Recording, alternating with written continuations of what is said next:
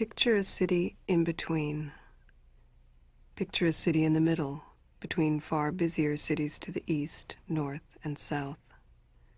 An American writer, passing through in the last century, described it as a place to see, for it was once of note, and has curious remains of its former power. A famous English poet called it a large and disagreeable city, almost without inhabitants. And he wrote, amid the desolation of a city, which was the cradle and is now the grave of an extinguished people. But he was wrong. There were inhabitants, and they were not extinguished. Among them, the man crossing the road near the gas station, the TV repairman, the business manager at the supermarket, and 2 girls who would one day attend the university.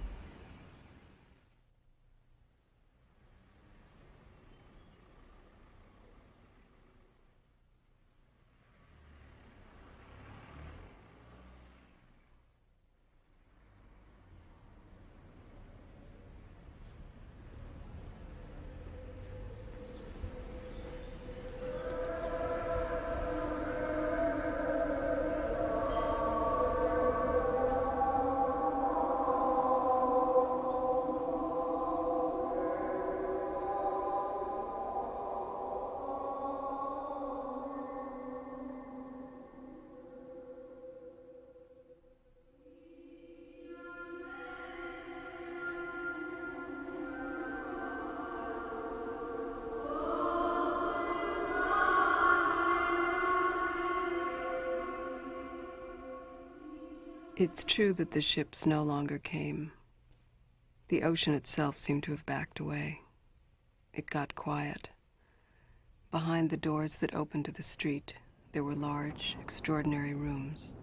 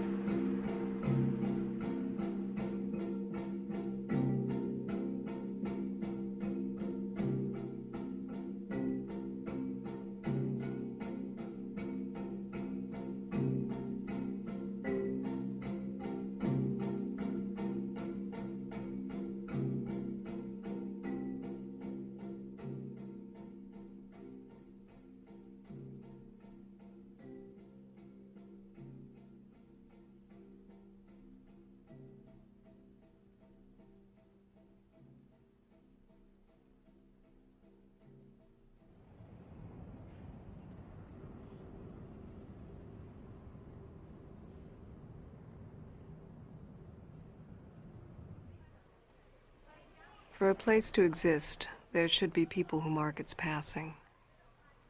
Bee sat and watched and sold things that people needed. This is what she'd always done. If there were an invisible record book, an imaginary ledger, she might have been the one entrusted to keep it. But there's no such thing, and sometimes having such evidence around isn't even a good idea.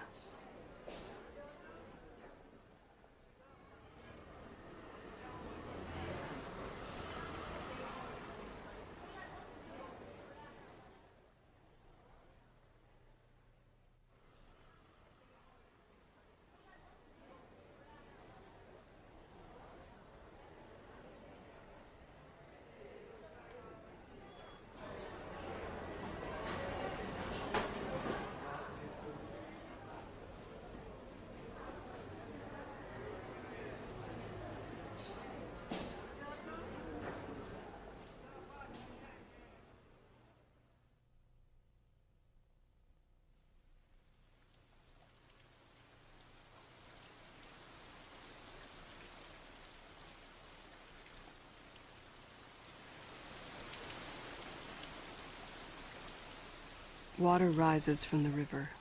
It comes down again as rain, some of which gathers in a small stream in the Roman aqueduct and mixes with water from the nearby hills.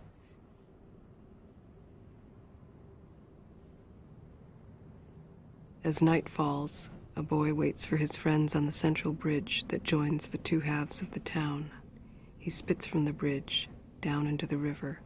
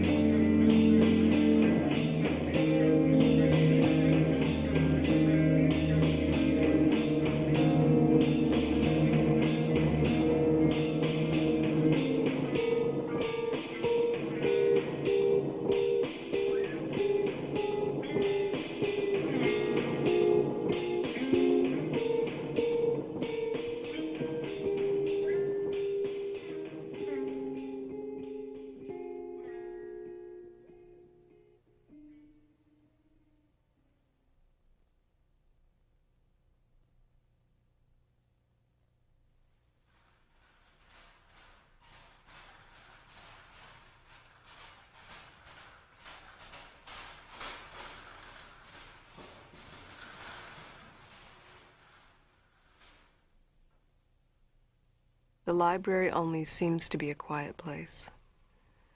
A university professor has his own ideas about the shape and movement of things, about the need to question what he has been taught. Years after he leaves the city and its university, he is still having ideas of his own. He hears of an instrument for seeing distant things more clearly and designs an even more powerful one. He makes observations and publishes them. Police are notified in the form of an inquisition. This will lead to 8 years of house arrest. In his old age, in the prison of his house, he loses his sight. The Pope that sentenced him dies blind.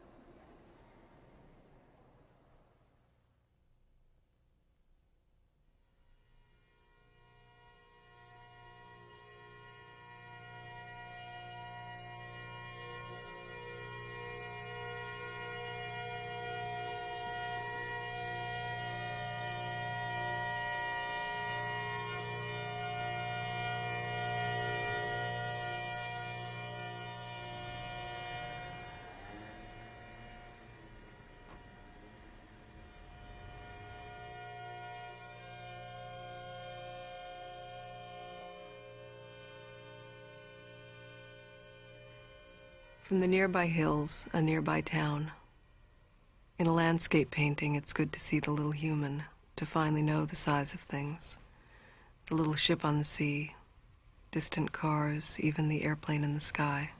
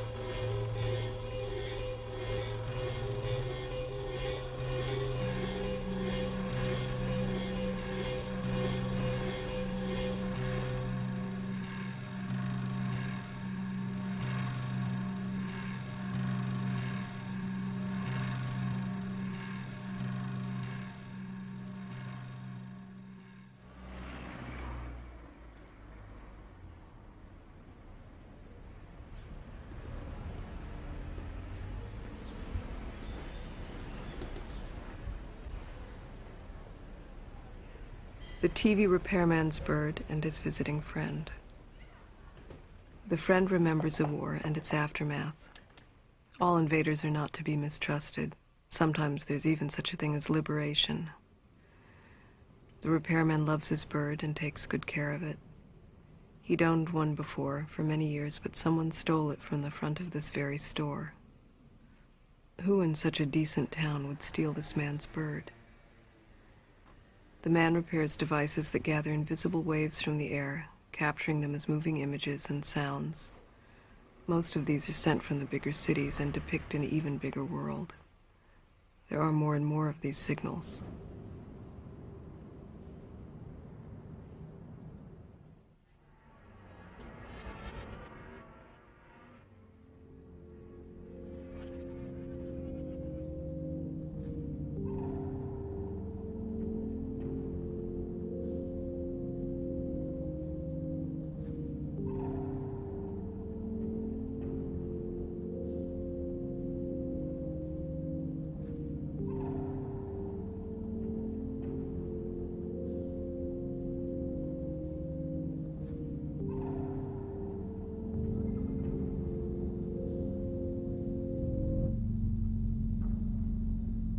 Instruments of measurement, experimentation, demonstration, proof.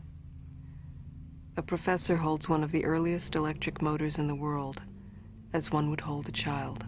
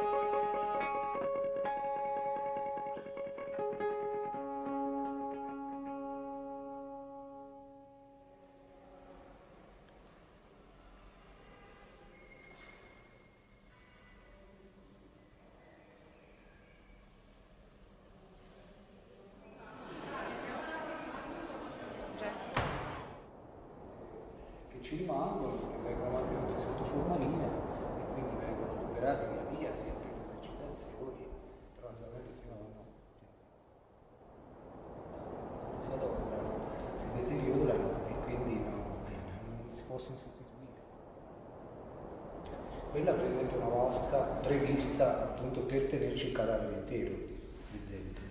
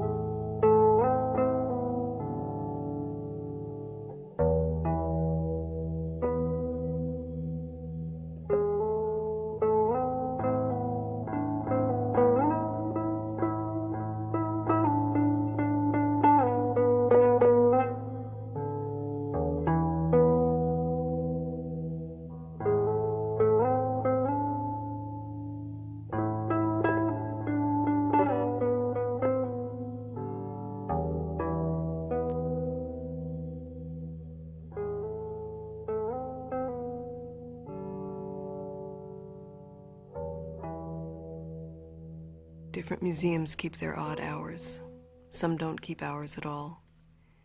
Gathered portraits are like a municipal scrapbook.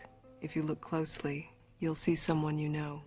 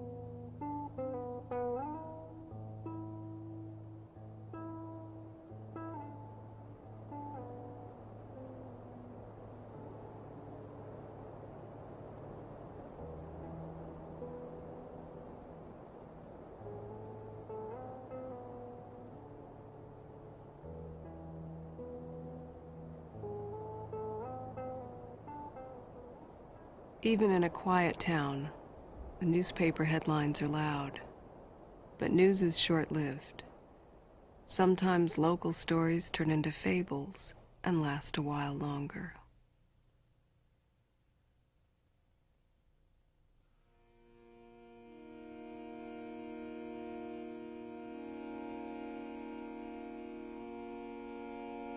A spell is cast that prevents a man from entering his own home. As if blocked by an invisible wall, he finds himself unable to cross even the street in front of the house. His wife of 30 years remains inside. At times he sees her at the window, looking out at him, but never speaking. Each day he waits and then leaves. For months he returns, hoping that the spell will be gone, but it holds. The man begins to wander the town and its outskirts, fearing that people are speaking or laughing behind his back. After some time, he begins to stay in the town market at night instead of returning to the street where his house is. There are storekeepers who have been kind to him, and others who, for their own reasons, also spend time there when the stalls close. There has also been some trouble at the market of late, small robberies or vandalism, and it's good for the place not to be left deserted. He becomes its guardian, sometimes it's said accompanied by an owl that is never seen in the daytime. After some years have passed, everyone knows him only as the man at the market, and no one remembers the stories about the house and the spell.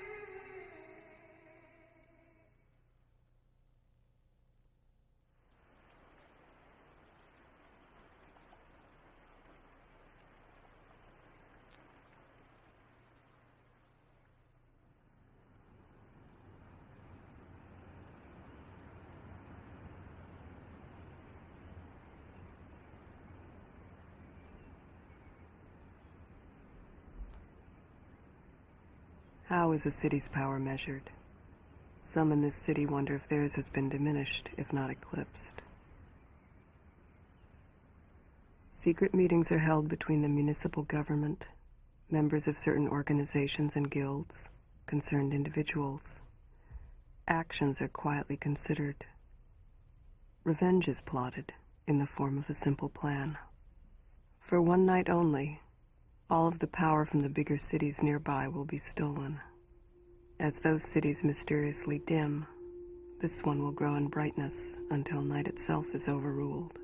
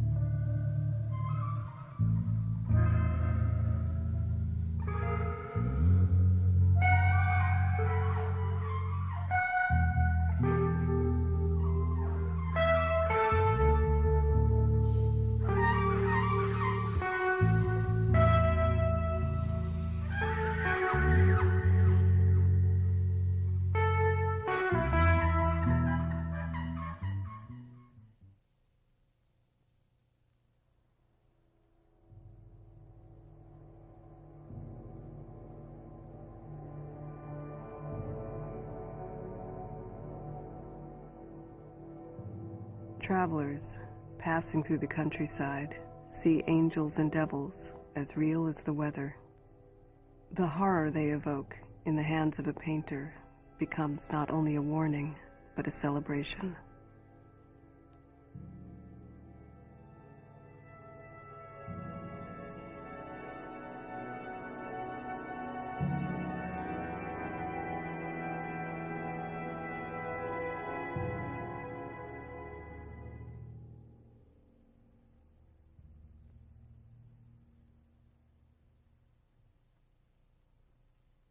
A man's house is his castle.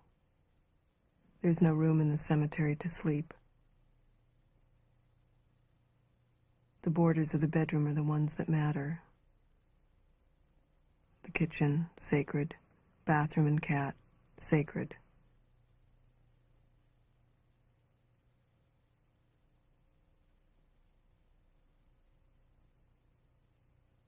Important emissaries come from the kitchen to the dining room. On the walls, great art, rare books, and collections.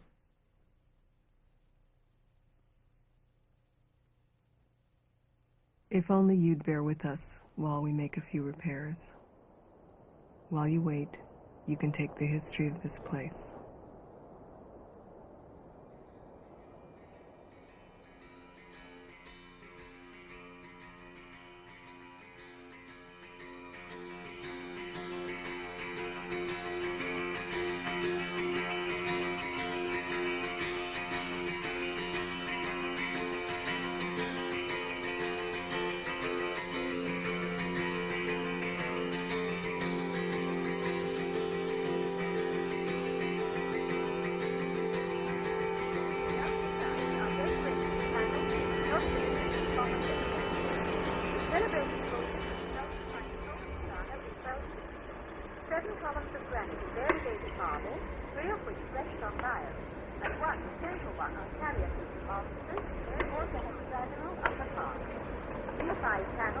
Represented the life of Jesus.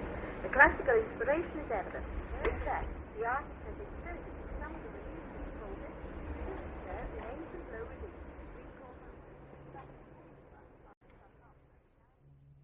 The year is 1284, and the sea battle is over. Perhaps 10,000 men, almost 1/5 of our population, are gone, dead or captured. The joke going around is that in order to see our town, you have to visit the prison of war camp of the victors. We are holding a conference on the unrest of 1968, when thousands of university students took over the campus and the streets.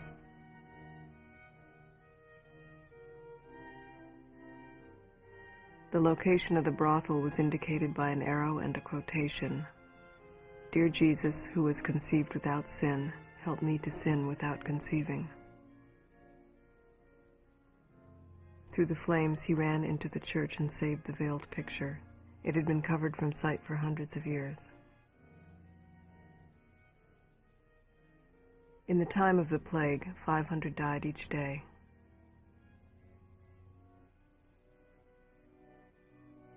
A hoodlum threw a rock at the picture of Christ. The rock stopped in midair and is now preserved behind glass as a reminder of our faith.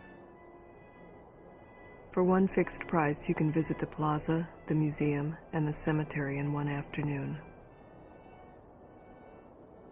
If I want to make something of myself, will I have to go to a larger, more complicated city? For some time, it has been illegal for the school to procure any new cadavers for study. The remaining examples are old and irreplaceable. Eventually, the dynasty to the east took control entirely. Most of our nobles left. The symbol of the invaders appeared everywhere, like a brand. They say the churches are the remains of the once great fleet. Like galleys, they dream of sailing, turned towards a sea which is now too far away. Graffiti near the university. If you want to screw, you should screw, but also screw the state. It was the largest series of medieval murals in the world. The greatest of these is known as the Triumph of Death. Last night, many of them were destroyed by Allied bombing. The lead in the roof melted from the heat and came down like rain. We never should have believed the fascists. He came to the university from Africa to study physics.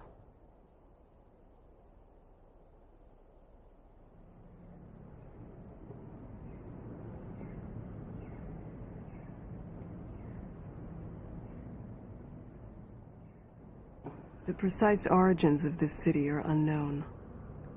Everyone in the world knows its name, but almost never the actual place. If a city were a substance, a material or type of stone, it would change depending on who poured it, who looked at it through a microscope, in what pocket or hand it was held. In the case of amber, is it the ancient things suspended in it that are frozen, or is it the amber itself? It's both a fossil and a glass, and in that way, it's better than gold.